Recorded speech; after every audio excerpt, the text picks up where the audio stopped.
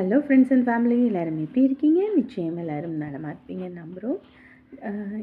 இன்று படித்தது செக்ஷனில் உங்களுக்காக நான் என்ன கொண்டு வந்திருக்கேன் அப்படின்னா, நீ ஒதுக்கப்படும் இடத்தில் நிமிர்ந்து நில், நீ புகழப்படும் இடத்தில் அடக்கமாய் இரு, நீ விமர்சிக்கப்படும் இடத்தில் மௌனமாய் இரு, நீ நேசிக்கப்படும் இடத்தில் அன்புடன் இரு, இந்த உலகம் உன் வசப்படும் அப்படின்றத உங்ககிட்ட நான் ஷேர் பண்ணிக்க வந்தேன். இந்த கருத்தை இந்த விஷயம் வந்து எல்லாரோட வாழ்க்கையிலுமே பொருந்தக்கூடிய ஒன்றா தான் இருக்குது. நம்மளை ஒருத்தர் ஒதுக்கலாம், நேசிக்கலாம், விமர்சிக்கலாம், புகழலாம் அப்படின்னு நமக்கு எந்த ஒரு நமக்கு நடந்தாலுமே நம்ம நிலையை என்றைக்குமே நான் மாற்றிடவே கூடாது. என்றைக்கும் ஒரே நிலையில் இருக்கணும். பதவி வந்தாலும் சரி, பதவி இல்லைனாலும் சரி. அப்படி இருந்தோம்னா நமக்கு வெற்றி தோல்வின்றது எதுவுமே நமக்கு பெருசாக தெரியாது. இந்த உலகத்தில் எல்லாருக்குமே எல்லாமே பொதுவானது தான். அதனால் நம்ம எதை எடுத்துக்கிறோமோ அதுதான் நமக்கு கிடைக்கும். அதை தான் உங்ககிட்ட நான் ஷேர் பண்ணிக்கணும்னு நினச்சேன். ஸோ இப்போ வாங்க வீடியோக்குள்ளே போகலாம்.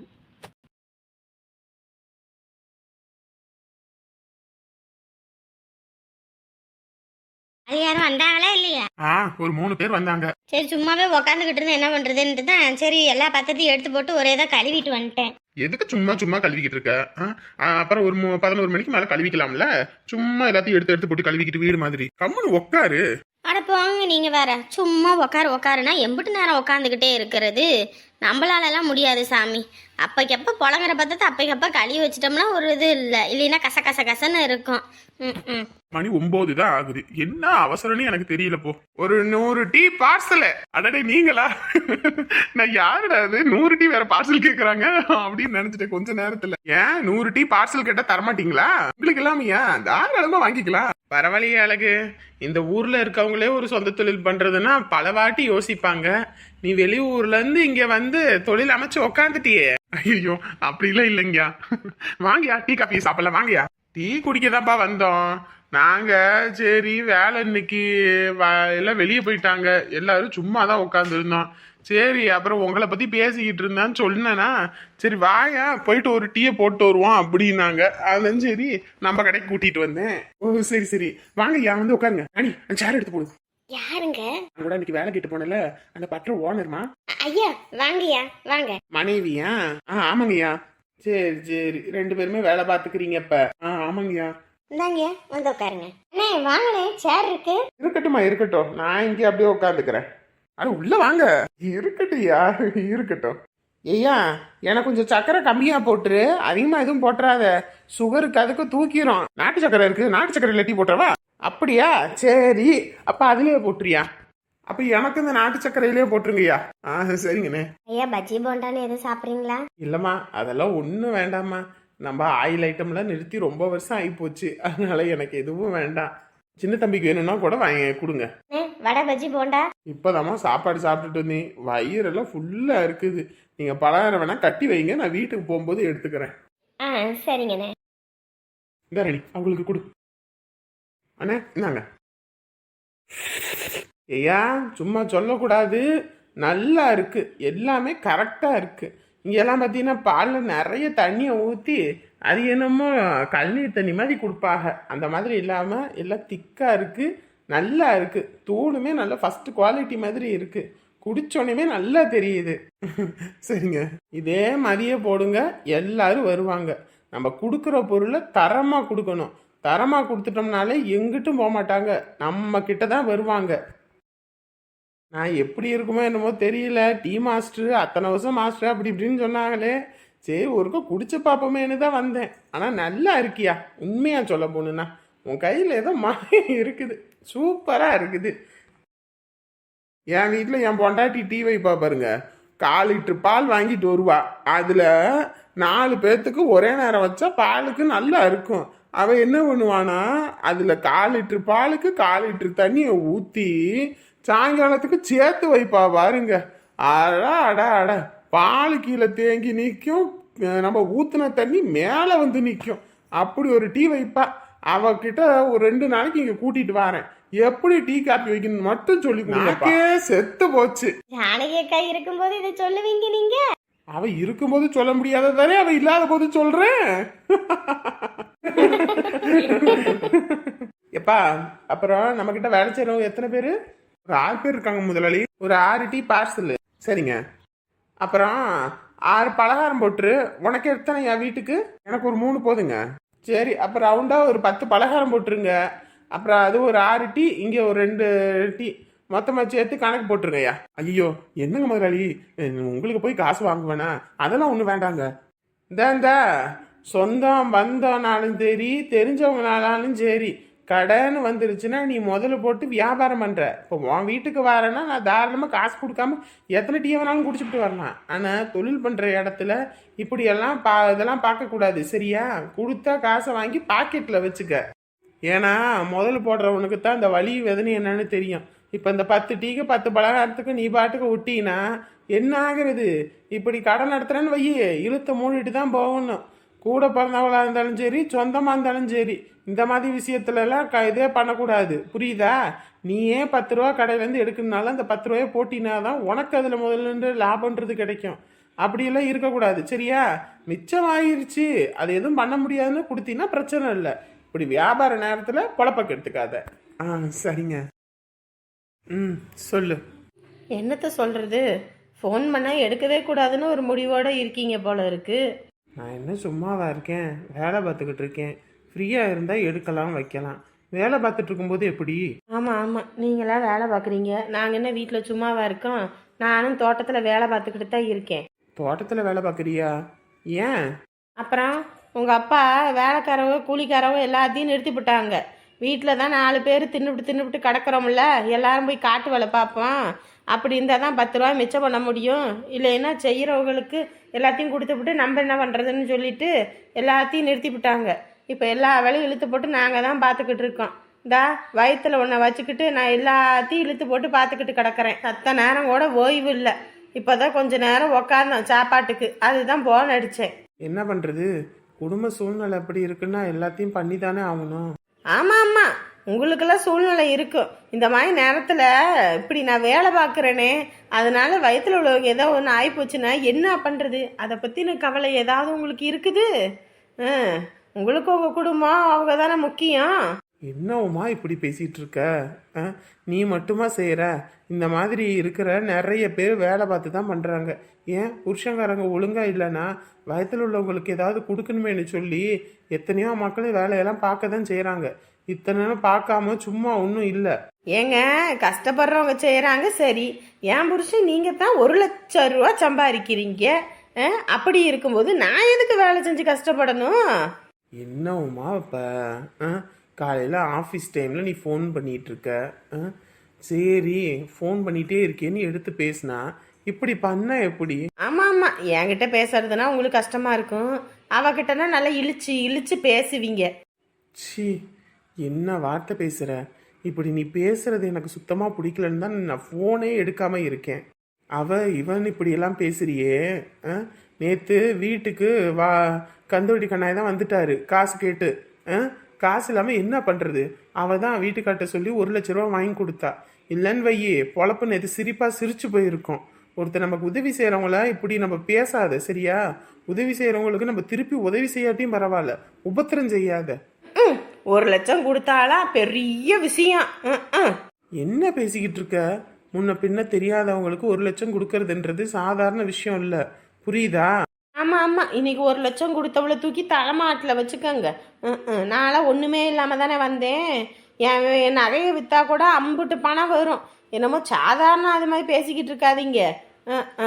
அம்புட்டு நகை போட்டுட்டு வந்து ஒரு வீடோட வந்திருக்கேன், வரதட்சணையோடு தான் வந்திருக்கேன். ஒன்றும் இல்லாமல் நான் ஒன்றும் சும்மா வரல உங்கள் வீட்டுக்கு. எல்லாத்தையும் போட்டால் தான் கல்யாணம் பண்ணுவேன்னு தானே உங்கள் வீட்டில் சொல்லி எல்லாம் பண்ணாங்க.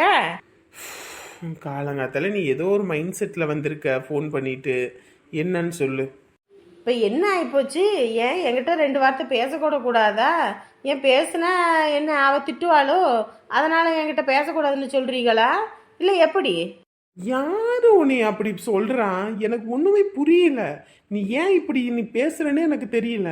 அங்கிருந்து வந்து 2 நாள் எனக்கு ரொம்ப உடம்பு முடியல, வாந்தி தலைவலி காய்ச்சல்னு அப்படி கடந்தேன் தெரியுமா. ஒரு நாள் லீவ் போட்டா கூட சம்பளம் போயிடுமேன்னு சொல்லி உடம்பு முடியாதோட வேலை பார்த்துக்கிட்டு இருந்தேன். அவ தான் எனக்கு எல்லாமே செஞ்சு கொடுத்தா. புரியுதா? இப்படி வாய்க்கு வந்தபடி பேசாத. நீ படிச்சிருந்து இந்த மாதிரி ஒரு வேலை வெட்டி பார்த்துருந்தா தெரிஞ்சிருக்கும். உனக்கு தான் ஒரு வெங்காயமும் தெரியாது, காட்டு வேலையும் தெரியாது, வீட்டு வேலையும் தெரியாது. நீ எல்லாம் எதுவும் பேசுறதுக்கே ரைட்ஸ் இல்லை, சரியா? ஆமாம் ஆமாம், அவளை பற்றி பேசினா மட்டும் உங்களுக்கு அப்படியே கோபம் பொத்துக்கிட்டு வந்துருமே. நீ யாரை பற்றி பேசினாலும் எனக்கு கோபம் பொத்துக்கிட்டு தான் வரும், புரியுதா? இப்போ நீ எதுக்கு ஃபோன் பண்ண? நீங்கள் கஷ்டப்பட்டு அங்கே 1,00,000ன்னு ராத்திரி பகல சம்பாதிக்கிறீங்க. உங்கள் வீட்டில் உங்கள் அம்மா உங்கள் அப்பாவும் நல்லா கறி கஞ்சா ஆக்கி தின்னுக்கிட்டு இருக்காங்க. என் புருஷன் கஷ்டப்பட்டு சம்பாதிக்கணும், இவங்க நல்லா உட்காந்து திங்கணுமா? கறி என்ன அவங்க மட்டுமா தின்னாங்க? ஏன் உனக்கு எதுவுமே கொடுக்கலையா? உனக்கும் கொடுத்து எல்லாமே உங்கள் அம்மாவும் கொடுத்து எல்லாம் செய்ய தானே செஞ்சுருப்பாங்க. இங்கே பாருங்க, இனிமேலாம் உங்கள் வீட்டுக்கு காசு கொடுத்தா எனக்கும் செலவுக்கு காசு வேணும். சும்மா அவங்க வீட்டில் கறி ஆக்கி திங்கிறதுக்கும் அவங்க வீட்டில் உட்காந்துருக்கிறதுக்கும் நீங்கள் கஷ்டப்பட்டுக்கிட்டு இருக்க முடியாது, சொல்லிட்டேன். நான் என் புருஷனை பிரிஞ்சு உட்காந்துருக்கணும்னு எனக்கு நான் தலையெழுத்து வெங்காயமா? அவங்க மட்டும் நல்ல புருஷன் பொண்டாட்டி இந்த வயசுலேயும் ஆக்கி தின்னுக்கிட்டு போகவும் வரவுமா இருக்காங்க. ஏன் நான் மட்டும் எதுக்கு அப்படி இருக்கணும்? மா, நீ இப்படி பேசுறது கடுப்பாகுதுமா. உனக்கு என்ன வேணும் அதை மட்டும் சொல்லு. எனக்கு மாதம் 30,000 ரூபாய் போட்டு விட்டுருங்க. 30,000மா? எதுக்கு? ஆமாம், உங்கள் வீட்டுக்கு 1,00,000 போடுறீங்கல்ல, எனக்கு ஒரு 30,000 போடுங்க. எனக்கு செலவெல்லாம் இருக்குது, நான் ஒன்று சும்மாவா இருக்கேன். உனக்கு என்ன செலவு? வீட்டில் எல்லாம் அவங்க பார்த்துக்கிறாங்க, வாங்கி போகிறதுலேருந்து எல்லாம் செய்கிறது வைக்கிறது. அப்புறம் என்ன? இங்கே பாருங்க, எனக்கு 30,000 ரூபாய் மாதம் செலவுக்கு வேணும். இல்லைண்ணா நான் என்ன பண்ணுவேன்னு தெரியாது, சொல்லிட்டேன். நீ என்னமோ பண்ணிட்டு போ, என்கிட்ட காசு இல்லை ஒன்றும் இல்லை. வைக்கிறேன் ஃபோனை. மட்டும் ஃபோனை வச்சிங்க, அப்புறம் மரியாதை இருக்காது. ஹலோ ஹலோ ஹலோ, வச்சுட்டான் ஃபோனை, வச்சுட்டான். ஒன்று சொன்னால் போதுமே அப்படியே புத்துக்கிட்டு வந்துடும். இரியா இரு, உன்னைய இந்த வண்டவாளத்தில் தண்டவாளத்தில் ஏற்றுறேன். என்ன இந்த சட்டி மண்டையை நம்மளை குறுன்னு பார்க்குறான்? ஒருவேளை நம்ம வேலைக்கு லாக்கி இல்லைன்னு எதுவும் நினைக்கிறானா? இது வேலைக்கு வந்திருக்கா இல்லை கல்யாண வீடு காது குத்துக்குன்னு எதுவும் வந்திருக்கா? என்ன மேக்கப்பு? இதுக்கு மேக்கப்பு போடுறதுக்கே ஒரு நாள் பொழுது பத்தாது போல இருக்கு. இது எப்படி நம்ம கம்பெனியில் வந்து வேலை பார்க்கும்? என்னமோ இந்த ஆள் நம்மளை பற்றி பேசுகிறான், ஆனால் என்ன பேசுகிறான்னு தான் ஒன்றும் புரிய மாட்டேங்குது. இது வேலைக்கு எடுக்கலாமா வேணாமா? வேலைக்கு எடுத்து வேலையில் போன ஓனான்னு எடுத்து வீட்டுக்குள்ளே விட்ட கதையாக ஆயிடுச்சுன்னா என்ன பண்ணுறது? வேலை செய்யாமல் இது பாட்டுக்கு ஓப்பி அடிச்சுக்கிட்டு தெரிஞ்சதுன்னா இதை பார்த்தா வேலை செய்கிற முகரக்கட்ட மாதிரியும் தெரியல. இன்னமும் நம்மளை பற்றி பள்ளமாக யோசிக்கிறதே. ஒருவேளை நமக்கு சீனியர் போஸ்ட் எதுவும் கொடுப்பதோ? ஒரு 2 கேள்வி கேட்போம், அதுக்கப்புறம் வேலைக்கு வேணான்ருவோம். உங்களை பற்றி இன்ட்ரடியூஸ் பண்ணுங்கம்மா. என்னோட பேர் சின்ன பொண்ணு. என்னோட ஹஸ்பண்ட் பேர் துரை. என்னுடைய மாமியார் பேர். ஏம்மா உன் மாமியார் பேரு, மாமனார் பேரு, உன் நாத்தனார் பேரு, கொழுந்தன் பேரெல்லாம் நான் கேட்கல. உன்னை பத்தி மட்டும் சொல்லுன்னு சொன்னேன். சாரி சார், நீங்கள் என்னை பற்றி சொல்லணும்னையும் என் ஃபேமிலியை பற்றி சொல்லணும்னு நினச்சிட்டேன். ஐயோ, இது என்னடா இது? ஏம்மா, இதுக்கு முன்னாடி உங்களுக்கு எக்ஸ்பீரியன்ஸ் எதுவும் இருக்கா? வீட்டில் வேலை செஞ்சு நிறைய எக்ஸ்பீரியன்ஸ் இருக்குது சார். ஏம்மா, நீ உன் வீட்டில் பாத்திரம் கழுவுறது, துணி துவைக்கிற எக்ஸ்பீரியன்ஸ் கேட்கல. இதுக்கு முன்னாடி எங்கிட்டாவது எந்த கம்பெனிலையாவது வேலை செஞ்ச எக்ஸ்பீரியன்ஸ் இருக்கான்னு கேட்டேன். போயிருந்தா எக்ஸ்பீரியன்ஸ் இருந்திருக்கும் சார். அதுக்குள்ள கல்யாணம் பண்ணி புகுந்த வீட்டுக்கு போய் அந்த எக்ஸ்பீரியன்ஸ் ஆகி போச்சு சார். சரிம்மா, இப்போ எதுக்கு நீங்கள் வேலைக்கு வரணும்னு முடிவெடுத்து வந்திருக்கீங்க? சார், நம்ம இவ்வளோ தூரம் படிச்சிருக்கோம், இவ்வளோ கஷ்டப்பட்டு படித்தோம். வீட்டில் பையனை பார்த்துக்கிட்டு மாமியாருக்கு புழுக்க வேலை பார்க்குறதுலே நம்ம பொழப்பு ஓடி போயிடுது. அதனால தான் சார் வெளியில் போய் நல்லா எல்லாத்தையும் எக்ஸ்பீரியன்ஸ் பண்ணணும்னு வந்திருக்கேன் சார். நீங்கள் அதுக்கு எக்ஸ்பீரியன்ஸ் பண்ணணும்னா வீட்டை விட்டு வெளியே வந்தாலே ஆயிடுமே. வேலைக்கு தான் வந்து ஆகணும்னு இல்லையே. இல்லை சார், ஃபினான்ஷியலாக ஒரு பொண்ணு இண்டிபெண்ட்டாக இருக்கணும். புருஷன் கையையோ மாமியார் கையையோ எதிர்பார்க்கக்கூடாது கல்யாணத்துக்கு அப்புறம். அந்த ஒரு காரணமும் இருக்குது சார். அதுவும் இல்லாமல் கல்யாணத்துக்கு அப்புறம் வீட்டில் நம்ம இருந்தோம்னா நம்ம எவ்வளோ வேலை செஞ்சாலும் இவ சும்மா தான் தின்னுபிட்டு தூங்குறா, இவ சும்மா தான் தின்னுட்டு கிடக்குறா, என் பையன் சம்பாரிச்சு போடவும் அவ காசில் இவ உட்காந்து திங்கிறான்னு சொல்லி ஒவ்வொரு பொண்ணையும் குத்தி காட்டி பேசுகிறாங்க சார். இதெல்லாம் எனக்கு சுத்தமாக பிடிக்கல. அதனால தான் வேலைக்கு போகணும், நம்ம கையில் 10 ரூபா சம்பாதிக்கணும், தலை நிமிந்து நிற்கணும் அப்படின்னு வேலைக்கு வந்துட்டேன் சார். அப்போ நீங்கள் வந்து போட்டிக்காக தான் வேலைக்கு வந்திருக்கீங்க? இல்லை சார், நான் இந்த மாதிரி வேலைக்கு போனேன்னா என்னைய பார்த்து 4 பேர் கற்றுக்கிட்டு இந்த மாதிரி வெளியே வந்து வேலைக்கு போவாங்க. அதனால தான் சார். அதுவும் இல்லாமல் புருஷன் ஒருத்தரோட சம்பாத்தியத்தை வச்சு எத்தனை நாள் தான் சார் குடும்பம் நடத்த முடியும்? ஏதோ ஒரு கஷ்டம் அவருக்கு வேலை போயிடுச்சுன்னா அப்புறம் நம்ம தானே சார் எல்லாமே பார்க்கணும் வைக்கணும். அப்போ எதுவுமே தெரியாமல் முழிச்சிட்டு இருக்கிறதுக்கு பதிலாக இப்போலேருந்தே நம்ம வேலைக்கு போனோம்னா ஏதாவது ஒன்று பண்ணலாம்ல சார். நானும் இந்த பொண்ணு என்னமோன்னு நினைச்சேன். பரவாயில்ல, பேசுறதெல்லாம் நல்லா தான் பேசுது. வேலைக்கு எடுத்துக்க வேண்டித்தான். ஏன்னா ஆணுக்கு நிகராக ஒவ்வொரு பொண்ணுக்குமே உடம்புல கடவுள் சக்தியெல்லாம் கொடுத்துருக்காரு. அவங்களாலே முடியும் போது நம்மளால இது முடியும்ல சார். இப்போ உங்களுக்கு இருக்கிறதுல சரிம்மா, உங்களுக்கு பசங்க இருக்காங்களா? இருக்காங்க சார். அவங்கள விட்டுட்டு நீங்க வேலைக்கு வர்றது பின்னாடி உங்களுக்கு எந்த ப்ராப்ளமும் இருக்காதுல்ல பாத்துக்க வச்சுக்கிறதுக்கு? வீட்டில் என் மாமியார் இருக்காங்க சார், அவங்க பார்த்துப்பாங்க. இல்லையா என் வீட்டுக்காரு வேலைக்கு லீவ் போட்டுட்டு இருந்து பார்த்துக்கிட்டோம் சார். இத்தனை வருஷம் நான் பார்த்துக்கிட்டேன்ல, கொஞ்ச நாள் வீட்டிலேருந்து அவங்களும் பார்த்துக்கிட்டா தானே அந்த வலி வேதனை என்னென்னு தெரியும். ஓகேம்மா, உங்களுடைய போல்ட்னஸ் எனக்கு ரொம்ப பிடிச்சிருக்கு. வெளியே சர்டிஃபிகேட் வெரிஃபிகேஷன் ஆஃபீஸ் இருக்குது, நீங்கள் அங்கே போயிட்டு உங்களோட சர்டிஃபிகேட் கொடுத்து வெரிஃபை பண்ணிக்கோங்க. நாங்கள் உங்களோட ரெஸ்யூமில் செக் பண்ணிவிட்டு உங்களுக்கு என்ன போஸ்டிங் தருது நாங்கள் சொல்கிறோம். வெளியே போயிட்டு வெயிட் பண்ணுங்க, நான் பார்த்துட்டு சொல்கிறேன். Okay sir. மாமியார் கிழவி என்னை சாதனால நினச்சிக்கிட்டல. இன்னைக்கு எனக்கு எந்த போஸ்டிங் கிடைக்குன்னு தெரியாது. ஆனால் இந்த போஸ்டிங்கை வச்சு மெல்ல மெல்ல மெல்ல மெல்ல போயிடுவேன். அதுக்கப்புறம் உன்னைய கீழே கீழே தள்ளி உன்னை என்ன அளவு காக்கிறேன்னு பாரு. இந்த சின்ன பொண்ணா கொக்கா, சின்ன பொண்ணை சீண்டுனவங்களை யாரையும் சும்மா விட மாட்டேன் நான். சிங்கப்பெண்ணே சிங்கப்பெண்ணே. மணி ஆயிடுச்சுமா, இவளுக்கு எவ்வளவு நேரம் டிவி சிங்காச்சிக்கிட்டே இருப்ப? தலைக்கு என்ன வைங்கடினா 2 பேரும் எண்ணெய் வைக்கிறதே இல்லை. ஆட்டக்காரிங்க மாதிரி ஆடிக்கிட்டு போக வேண்டியது. தலையை பாரு, முடியெல்லாம் பழுத்து போய் கிடக்குது. எந்த வீட்லயாவது இந்த கூத்து நடக்குமா? அந்த காலத்துல நாங்கள் எண்ணெய் வச்சு தலை பின்னி போவோம். இப்பெல்லாம் முட்டி அதுக்கு ஏற்றாப்புல வெட்டி விட்டுக்கிட்டு திரியுறீங்க. ஒரு நாளைக்கு பாரு, மிஷின் எடுத்து ஒரே மொட்டை அடிச்சு விட்டுறேன். ஐயோ மணி ஆயிடுச்சுமா. அடியே, அவளோட பையன் எடுத்துட்டு வாடி. உள்ள வச்சுக்கிட்டு நீ பாட்டுக்கு வந்து நிக்கிற. அவளுக்கு கையும் கால் நல்லா தானே இருக்கு, அவளோட பையன் அவள் எடுத்துக்கு வா, நான் எதுக்கு எடுக்கணும்? இவங்களை பார்க்கும்போது அவ்வளோ ஆசையா இருக்கு. நம்மளோட அம்மாவும் அப்பாவும் வேலை வேலை நாங்கள் போயிடுறாங்க, என் கூட நேரமே செலவிட மாட்டேங்கிறாங்க. ரொம்ப கஷ்டமா இருக்கு. பாத்தியம்மா, இவ இப்படிப்பட்டவதாம்மா. இவளுக்கு சப்போர்ட் பண்ணிக்கிட்டு என்கிட்ட நீ சண்டைக்கு வருவல்ல, தெரியுதா? இதான் இவளோட உண்மையான குணம். கெட்டெண்ணம் பிடிச்சவ. ஒட்டம்பு முழுக்க விஷம்மா, ஒட்டம்பு முழுக்க விஷம். பாம்புக்கு பல்லுல விஷம், இவளுக்கு ஒட்டம்பு முழுக்க விஷம். பாவம் எடுத்துட்டு வந்து கொடுப்போன்னு பார்த்தேன், நீ பேசின பேச்சுக்கு நீயே போய் எடுத்துக்க. அடி வெளில ரோட்டி போடுவேன் கழுதுங்க 2 பேத்தையும். போய் எடுத்துடாடி படி. நேரம் திட்டுவீங்க. எல்லார் வீட்லேயும் தான் இருக்காங்க.